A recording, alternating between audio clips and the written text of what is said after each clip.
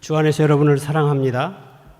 어제나 오늘이나 영원토록 동일하신 하나님의 은혜와 평강이 그리고 위로하심이 오늘 이 예배 가운데 함께 하신 여러분의 심령 속에 충만하시기를 기원합니다. 자랑스러운 순천노예와 함께한 순천중앙교회 113년 전 이곳에 복음의 빛으로 세우셨습니다. 하나님은 주님의 몸된 이 교회를 과거에도 이렇게 역사해 주셨고 오늘 현재에도 역사해 주시고 그리고 내일도 역사해 주실 것입니다. 너무나도 감격스럽습니다. 부족한 사람을 본교회 당회에서 저를 임시 당회장으로 이렇게 추대해 주셔서 또 본 노회에서 이제 파송을 받아서 오늘 밤 여러분 앞에 이렇게 서게 되었습니다. 앞으로 소임을 잘 감당하도록 많이 기도해 주시기를 바랍니다. 저는 여러분들과 함께 오늘 밤 함께 말씀을 나눌 것은 위기 그리고 기회라는 주제로 은혜를 나누고자 합니다. 우리가 살아가는 이 시대는 위기의 시대입니다. 사람이 살아가면서 때때로 우리는 위기를 맞이할 때가 있습니다. 경제적인 위기, 또 건강상의 위기, 또 사업상의 위기, 각종 재난의 위기를 만나기도 합니다. 지금 우리는 이전에 겪어보지 못한 코로나 바이러스로 인해서 나라 안팎에서 모두가 위기 상황에 있습니다. 전염병 이 확산세가 계속해서 또 이렇게 지속 장기화되므로 경제는 물론이거니와 우리의 모든 참 삶이 그리고 또 우리의 모든 우리의 일상이 정말 무너지고 혼돈 가운데 있는 것을 우리가 봅니다. 누구도 예외 없는 고난의 위기 가운데서 오늘 우리는 살아가고 있습니다. 위기를 한자로 보니까 위자는 위태로울 위, 또 틀기 이렇습니다. 근데 위태할 때 기회다라는 그런 뜻입니다. 위기를 당하면 사람들은 어떻게 합니까? 보통 사람들은 위기를 만나면 낙심을 합니다. 그래서 참 갑자기 닥친 그런 위기로 말미암아서 사람은 당황하게 되고 또 위기가 닥쳐오면 누구나 다 사람은 이제 불안해하고 또 어떻게 해야 할까 하는 그런 두려움이 앞서게 되는 것을 보게 됩니다.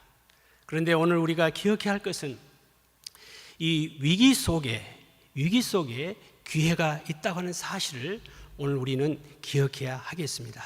특별히 우리 믿음의 사람들은 바로 하나님께서 때로는 우리에게 위기를 주시지만 그 위기 속에 감추신 하나님의 놀라운 섭리와 뜻이 있다고 하는 사실을 우리는 믿음의 눈으로 귀로 보아야 할 줄로 압니다. 우리가 성경에 보면 정말 사방이 에워싸고 앞으로도 뒤로도 나아갈 수 없는 그런 엄청난 위기를 만난 이야기가 성경에 많이 기록되어 있는 것을 보게 됩니다.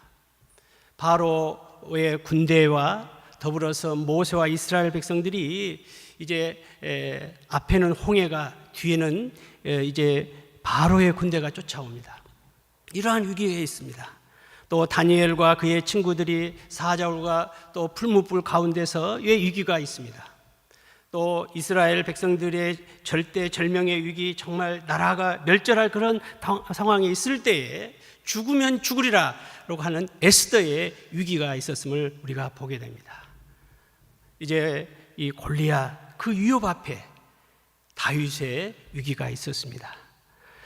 선지자들의 위기, 또 우리가 신약의 여러 많은 사도들의 그 죽음의 위기 앞에 성경은 이런 많은 위기 속에서 하나님의 놀라운 역사를 우리에게 말씀해 주고 있는 것을 봅니다. 그래서 정말 하나님께서는 그 홍해를 하나님이 가르시고 이스라엘 백성들이 그 홍해를 걷게 하시고 그리고 바로 군대를 수장시키는 놀라운 기적이 일어나고 또 다니엘이 살아나고 또 에스더를 통해서 나라와 민족을 살리는 그런 놀라운 역사를 이룰 뿐만 아니라 다윗의 승리하는 것을 우리에게 보여주십니다. 그렇습니다. 하나님을 믿고 그의 말씀대로 살려고 하는 신앙인에게 위기가 도리어 하나님께서 우리에게 좋은 것을 주시는 또한 기회인 줄로 믿습니다. 그래서 시편 기자는 고난당한 것이 오히려 내게 유익이라, 이로 말미암아 내가 율례를 배우게 되었느니라 라고 말씀하셨습니다. 신앙의 사람들은 이 고난과 위기 속에서 하나님의 역사하심을 볼 수 있는 기회가 됩니다. 많은 믿음의 선진들은 그 위기 속에서 기회를 만났습니다. 오늘 본문에서 우리는 위기를 기회로 바꾸는 한 사람을 만나게 됩니다. 그 사람의 이름은 히스기야입니다. 그는 우상을 숭배하던 악한 아하스의 왕의 아들로 태어났지만 아버지의 그 영향을 받지를 않았습니다. 그는 25세의 젊은 나이에 왕위에 올랐지만 그가 왕이 된 후로부터 놀라운 일을 행하기를 시작했습니다. 자기 아버지가 세운 산당들을 제거하고 우상들을 이제 또한 깨뜨리고 아세라 목상을 찍어버리는 등 종교 개혁을 단행했습니다. 또한 그 나라 유다가 이제 위기에 처해 있었습니다. 그래서 정말 이 때의 히스기야는 오직 하나님만 의지하고 하나님께 전심으로 기도했던 것을 보게 됩니다. 히스기야는 무엇보다도 하나님의 계명을 지키고 어떻게든지 하나님의 말씀을 따라 살아가기를 간절히 원했습니다. 그래서 하나님께서는 히스기야의 그의 길을 형통케 해주시고 또한 그의 가는 길을 하나님이 언제나 함께 해주셨습니다. 그런데 오늘 말씀해 보면 하나님께서 히스기야에게 예상치 못한 엄청난 위기가 찾아왔습니다. 오늘 본문 1절 말씀을 보겠습니다. 그때에 히스기야가 병들어 죽게 되매 아모스의 아들 선지자 이사야가 그에게 나와서 그에게 이르되 여호와의 말씀이 너는 집을 정리하라, 내가 죽고 살지 못하리라 하셨나이다. 히스기야 왕은 선지자 이사야를 통해서 멀지 않아서 죽게 된다는 것입니다. 죽을 병이 들어서 얼마 못 간다는 거죠. 그래서 이 선지자를 통해서 히스기야 왕에게 이제 그의 신변을 정리하라. 이제는 죽을 날이 얼마 남지 않았기 때문에 가정적으로 국가적으로 문제가 생기지 않도록 잘 대비하라는 것입니다. 히스기야는 어떤 왕이었습니까? 유다 역대 왕들 가운데서 정말 하나님을 잘 섬기는 그런 왕이었습니다. 그런데 오늘 이 히스기야에게 예기치 않는 위기가 찾아왔습니다. 사랑하는 성도 여러분, 오늘 우리에게도 때때로 이런 예기치 않는 위기가 우리에게 닥쳐올 때가 있다고 하는 사실입니다. 그때 우리는 어떻게 해야 하겠습니까? 어떻게 해야 그러한 위기를 기회로 삼아 인생의 역전 드라마의 인생이 되겠습니까? 오늘 우리는 히스기야를 통해서 하나님의 음성을 듣는 은혜의 시간이 되기를 원합니다. 첫 번째로 오늘 말씀에 보면 위기를 만나면 불평하지 말아야 합니다. 뭐 하지 말아요? 불평하지 말라는 것입니다. 오늘 히스기야 선지자가 히스기야에게 이 죽을 병이 걸린 것, 그래서 그 죽을 병이 이제 들었다고 하는 것을 이제 듣고 여러분 히스기야의 마음은 어떻겠습니까? 그때 히스기야 나이가 39세였습니다. 한참 지금 일할 나이에 25세의 왕에 올라서 35세에 이 죽을 병이 왔으면 벌써 이제 14년밖에 지금 왕의 자리에 오른 지 14년이 됐습니다. 나라와 민족을 위해서 해야 할 일이 많습니다. 그 당시에 이 아수르의 이 사네립 왕이 랍사게 장군과 수많은 군사를 거느리고 북이스라엘을 점령하고 남유다를 지금 침략하려고 하는 그런 위기의 상황에 있습니다. 그런 상황 속에서 하나님은 히스기야에게 이런 죽을 병을 주고 나라가 지금 위태로운 그런 상황에 있습니다. 결국은 바로 아수르에 의해서 유다가 점령합니다. 바벨론이 예루살렘이 아수라의 군대에 완전히 포위를 당하고 말았습니다. 이제 유다 왕국은 마침 바람 앞에 등불처럼 국가적으로 매우 위급한 그런 상황에 처했습니다. 그런데 그러한 위급한 상황 속에서 히스기야는 이사야 선지자를 통해서 인생을 정리하라는 것입니다. 이제 곧 병들어 죽게 된다고 하는 사실입니다. 더 이상 살 수 없다고 하는 사실입니다. 히스기야의 개인에게 있어서는 정말 청천벽력과 같은 그런 소식이었습니다. 성경에는 히스기야가 왜 죽을 병에 걸리게 되었었는지 대한 정확한 기록은 없습니다. 또한 무슨 병인지 정확하게 나와 있지 않습니다. 그러나 본문을 통해서 알 수 있는 것은 히스기야는 그럼에도 불구하고 현실을 그대로 받아들였다고 하는 사실입니다. 그리고 하나님께서 원하신 것이 무엇인지를 알고자 했습니다. 이러한 모습이 오늘 저와 여러분에게 필요한 줄로 믿습니다. 죽을 병에 걸린 히스기야가 아무리 자신의 신세를 한탄하고 억울해한다고 해서 그 죽을 병에서 살아날 수는 없습니다. 또한 아무리 그 문제 앞에서 처량하게 눈물을 흘린다고 그 문제가 풀리는 것도 아닙니다. 따라서 위기가 닥쳤을 때 우리는 주어진 현실을 겸허하게 그대로 받아들이고 정말 하나님이 선하신 뜻이 무엇인지, 하나님의 뜻이 어디에 있는지, 그 위기를 통해서 무엇을 말씀하신지를 우리는 들을 수 있어야 합니다. 따라서 위기를 만나면 발부둥치는 대신에 가만히 하나님께 우리가 그 위기를 통해서 하나님이 우리에게 향하신 말씀이 무엇인지, 또 무엇을 말씀하시는 건지 우리는 들을 수 있어야 합니다. 왜냐하면 우리의 인생은 위기에 닥쳤을 때 우리 인간은 한계가 있다는 것입니다. 한계를 깨닫게 하시는 하나님의 뜻이 있습니다. 사랑하는 성도 여러분, 우리는 지금 이 코로나 이러한 사태 속에서 정말 우리 인간의 이 과학과 인간의 정말 이 능력이 얼마나 대단합니까? 놀랍습니다. 그런데 이 바이러스로 인해서 인간의 연약함을 우리는 뼈저리게 우리는 이 바이러스 앞에 정말 인간의 연약함을 우리는 깨닫게 되었습니다. 그렇습니다. 오늘 우리는 위기를 만나면 원망하고 불평하기보다 정말 현실을 그대로 받아들이면서 정말 하나님의 뜻이 어디에 있는지 우리는 불평하지 말고 정말 우리는 현실을 받아들이는 그런 믿음의 사람들이 되기를 원합니다. 두 번째로 오늘 말씀해 보니까 위기를 만나면 하나님께 간절히 기도해야 합니다. 이사야 선지자를 통해서 내가 죽고 살지 못하리라는 말을 듣는 히스기야가 어떻게 했습니까? 다 같이 오늘 본문 2절 3절 말씀을 보겠습니다. 2절입니다. 히스기야가 낯을 벽으로 향하고 여호와께 기도하여 이르되 여호와여 구하오니 내가 진실과 전심으로 주 앞에 행하며 주의 보시기에 선하게 행한 것을 기억하옵소서 하고 히스기야가 심히 통곡하더라. 오늘 2절의 말씀이 보니까 히스기야는 낯을 이제 벽으로 향하고 하나님께 뭐 했다? 기도하여 이르되 그랬습니다. 참 이 부분이 중요하죠.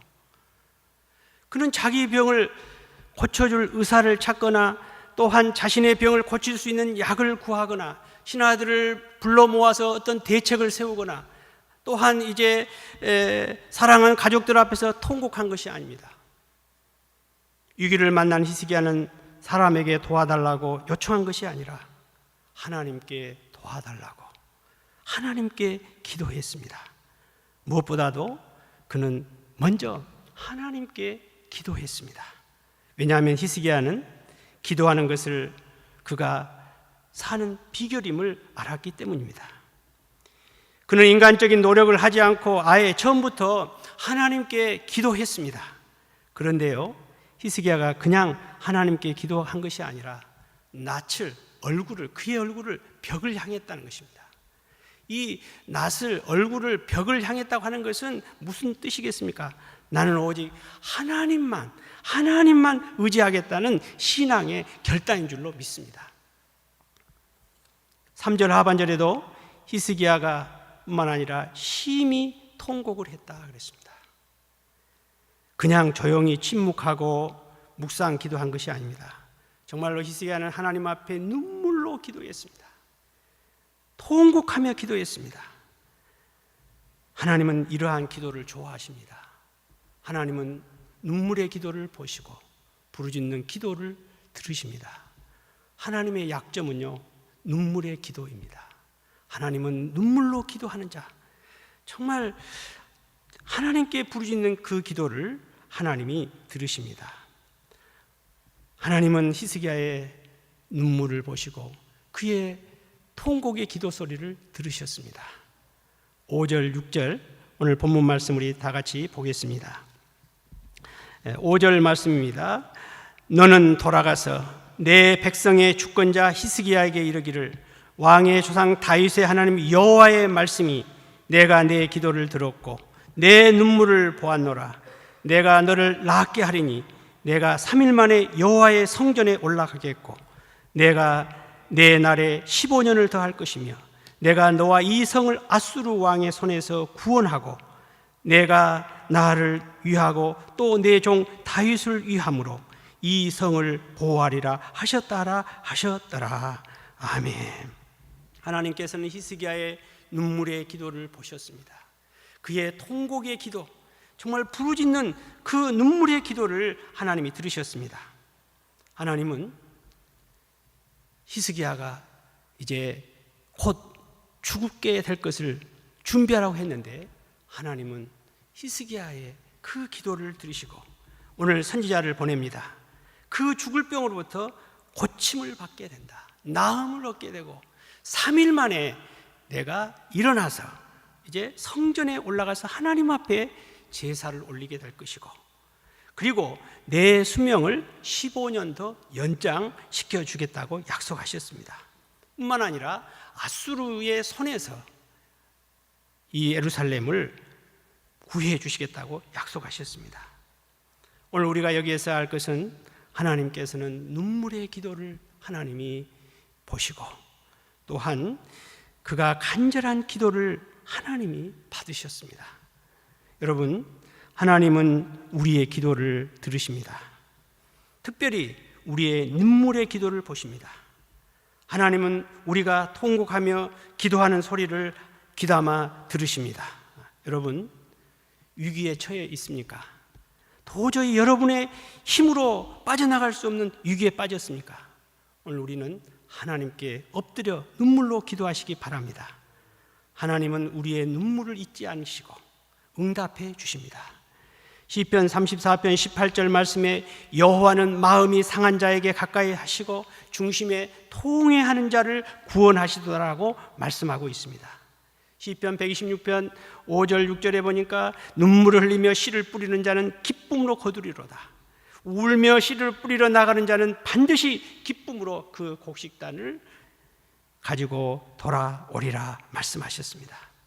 그러므로 우리가 어떤 위기 앞에 가만히 있지 말고 우리는 히스기야처럼 우리의 눈물을 귀하게 여기시는 하나님께 간절히 기도함으로 말미암아 위기를 기회로 바꾸는 저와 여러분들이 되시기를 바랍니다. 우리 기독교 역사는 바로 기도하는 사람의 역사라고 해도 과언이 아닙니다. 기도하는 사람에 의해서 이루어져 왔고 기도하는 교회가 부흥되었습니다. 역사를 지배하고 세상을 변화시키는 사람들은 모두가 다 기도의 사람들이었습니다. 기도하는 어머니의 자식은 결코 망하지 않는다는 말이 있습니다. 역사를 지배하고 세상을 변화시키는 사람들은 모두 다 기도의 사람들이었습니다. 지금은 교회가 깨어서 기도할 때입니다. 정말 기도할 때입니다. 위기를 만날 때 기도할 수 있는 성도들이 되시기를 바랍니다. 특별히 우리 중앙교회, 순천중앙교회 지원 교우들이 이 교회를 담임하실 주의 종을 청병을 위해서 우리가 기도 중에 있습니다. 정말 하나님의 마음에 합하고 정말 주님의 몸 된 이 교회, 정말 하나님이 사랑하시고 정말 따뜻한 정말 주님의 마음을 가지고 하나님이 가장 합하고 우리 몸된 우리 순천중앙교회에 꼭 필요한 정말 하나님의 귀한 주의 종이 청빙될 수 있도록 우리는 그 어느 때보다도 온 교회가 함께 기도해야 할 줄로 믿습니다. 그래야 할 때 하나님께서는 순적하게 하나님이 예배하시고 준비하신 하나님이 꼭 필요한 주님의 몸된 교회로 하나님께서 좋은 목사님을 보내주실 줄로 믿습니다. 그래서 오늘 우리는 위기를 만날 때 하나님께 간절히 우리는 기도해야 합니다. 마지막으로 오늘 말씀에 위기를 만나면 우리는 무엇보다도 하나님의 말씀에 순종해야 합니다. 하나님의 말씀에 순종해야 돼요. 하나님의 음성만이 위기에서의 답입니다. 내 생각과 내 사정에 맞지 않는 것 같아도 하나님의 말씀에 순종하는 것입니다. 하나님은 히스기야의 눈물의 기도를 보셨고 통곡하며 부르짖는 기도를 들으셨습니다. 그래서 이사야 선지자를 통해서 히스기야가 죽을 병으로부터 고침을 받게 되고 이제 3일 만에 성전에 올라가서 제사를 드릴 수 있게 하고 그의 수명을 15년이나 연장시켜 주시겠다고, 더 나아가서 아수르의 손에서 예루살렘을 구원해 주시겠다고 약속하셨습니다. 그러나 아직까지 히스기야가 죽을 병에서 나았다는 말씀이 없습니다. 6절 말씀까지 보면 이제 그의 병이 고침을 받았다는 이야기가 나오지 않습니다. 그런데 7절을 보십시다. 7절에 보면 이사야가 이르되 무화과 반죽을 가져오라 하며 무리가 가져다가 그 상처에 놓으니 어땠어요? 나으니라 그랬습니다. 그러니까 오늘 이사야 선지자를 통해서 하나님께서 이 히스기야의 병을 낫게 해주시는데 그의 수종들은 이 종들에게 이제 오늘 무화과 반죽을 가져오라. 무화과를 익게어서 그것을 반죽을 만들어서 그 히스기야의 그 종기에 그것을 바르니 히스기야가 나음을 입었다는 것입니다. 오늘 우리는 여기에서 중요한 것은 오늘 이 종들이 이사야의 말에 순종했다고 하는 사실입니다. 우리는 성경에 보면 정말 이러한 하나님의 말씀에 순종할 때 놀라운 역사를 이루었던 것을 보게 됩니다. 성경 속에 노아도 마찬가지입니다. 히브리서 11장 7절에 보면 믿음으로 노아는 아직 보지 못하는 일에 경고하심을 받아 경외함으로 방주를 예비하여 그 집을 구원하였으니 이로 말미암아 세상을 정죄하고 믿음을 따르는 의의 상속자가 되었느니라 말씀하고 있습니다. 노아는 홍수가 무엇인지도 아직 모릅니다. 그런데 하나님께서 의로운 노아에게 방주를 만들라는 것입니다.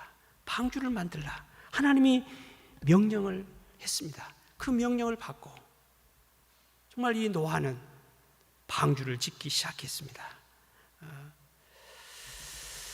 결국 노아는 어땠습니까? 하나님께서 홍수로 말미암아 노아와 그의 가족 7 식구만이 그 홍수에서 이제 그 물속에 빠지지 않고 살아날 수가 있었습니다.